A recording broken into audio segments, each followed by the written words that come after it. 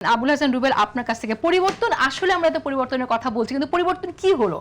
মানে আমরা তো এখানে রাজনৈতিক সংস্কৃতি পরিবর্তনটাও দরকার। যারা এত সংস্কার বলছে, তাদের দলের কারোর বিরুদ্ধে যখন মবের অভিযোগ আসে একজন প্রিন্সিপালের পদত্যাগের চাপে, এর আগেও আমরা দেখেছি, তাহলে তাদের কাছ থেকে আমরা কি পরিবর্তনটা আসলে আশা করতে পারি?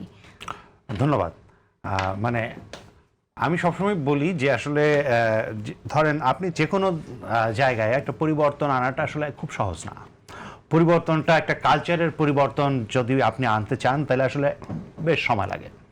আমাদের এখানে আসলে বিশেষত আমরা ধরেন জুলাইয়ে আমরা একটা গণ অভ্যুত্থান করেছি। হ্যাঁ, জুলাইয়ে গণ অভ্যুত্থান করার পরবর্তীতে জুলাইয়ের গণ অভ্যুত্থানের যে মানে আমাদের ভেতরে যে সঞ্চিত শক্তি ছিল, হ্যাঁ, সেই সঞ্চিত শক্তিকে আসলে পরবর্তীকালে এই সরকার আসলে ঠিকমতো ব্যবহার করতে পারে না কনস্ট্রাকটিভ ওয়েতে, যারা অন্তর্বর্তীকালীন সরকারের ক্ষমতায় এসেছিলেন। ফলে সেইটা কিন্তু কনভার্ট হয়ে গেছে আপনার মবে।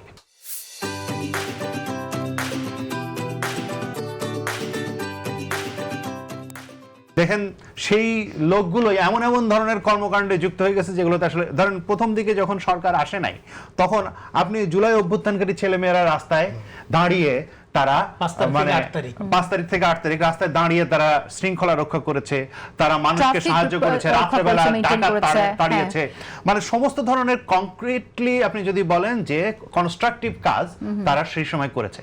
পরবর্তীকালে তাদেরকে কোনোভাবে ইনক্লুড করা হয় না, তাদেরকে এই প্রক্রিয়ার ভেতরে আসলে যুক্ত করা হয় না। জুলাইয়ের নাম হয়েছে অনেক, জুলাই জুলাই করে অনেক প্রাণ, মানে আমি প্রাণ দিয়েছি, এগুলো নিয়ে অনেক বড়াই করা হয়েছে, বা অনেক ধরনের আমি অমুক করেছি তমুক করেছি, এগুলোর অনেক বড়াই হয়েছে।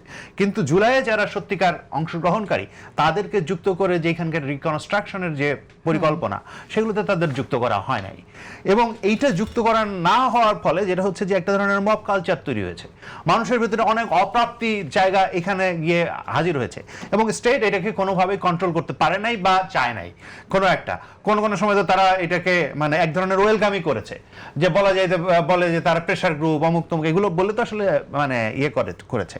তো এইটা এখনো পর্যন্ত রয়ে গেছে, এবং এখনো সরকারের যে মানে যারা নির্বাচিত সরকার তারা এই এখনো পর্যন্ত এটা কন্ট্রোল করতে পারছেন না। তাদের দলের ভেতরেও এই সমস্যা আছে, যেটা মানে ধর যে শাহবাগের ঘটনা যেটা বলা হলো, বা ইয়েতে যেটা মিরপুরে যেটা হলো, এই সমস্ত ঘটনাগুলো যে হচ্ছে এগুলোর ভেতরে ধরেন শাহবাগের ঘটনায় আমি জানি যে মোটামুটিভাবে কিছু অ্যাকশন নেওয়া হয়েছে, হ্যাঁ, দলীয়ভাবে তাদের কিছু অ্যাকশন নিয়েছে।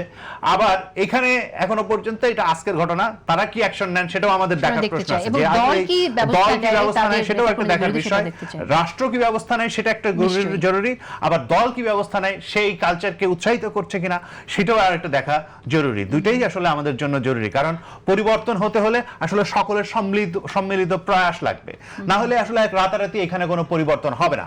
এই পরিবর্তনের জায়গায় যদি আমরা যেতে চাই, আমি মনে করি যে আমাদের আসলে স্থিরভাবে আসলে চিন্তা করা দরকার। অনেক ক্ষেত্রেই মানে সরকারি দল বিরোধী দল এই যে তারা সমালোচনা পরস্পরকে করবেন, পরস্পরের বিরোধিতা করবেন, তারপরে অনেকগুলো জাতীয় প্রশ্নে যেগুলো আমাদের একটা গণতান্ত্রিক সংস্কৃতি তৈরি করার প্রশ্ন, এই সমস্ত জায়গায় ঐক্যবদ্ধ থাকতে হবে, জাতীয় স্বার্থের প্রশ্নে ঐক্যবদ্ধ থাকতে হবে, এবং এটার ভেতর দিয়ে দেশে একটা নতুন কনস্ট্রাকশন হবে। এইটাই কিন্তু জুলাইয়ের চেতনা। জুলাইয়ের চেতনা মানে আমি কত বড় আর আপনি কত খারাপ আর আমি কত ভালো, এগুলো কিন্তু আসলে জুলাইয়ের চেতনা না। জুলাই সকলকে একসাথে করেছে, একটা তান্ত্রিক ব্যবস্থার বিরুদ্ধে ঐক্যবদ্ধ করেছে, এবং আমাদেরকে আসলে মাঠে নামিয়েছে, প্রত্যেককে মাঠে নামিয়েছে, এবং এখানে ধর্ম বর্ণ জাতি নির্বিশেষে নারী পুরুষ সকল মানুষের অবদান আছে, এবং তাদের সকলের অবদানের ভিত্তিতে আমরা একটা নতুন সুযোগ পেয়েছি।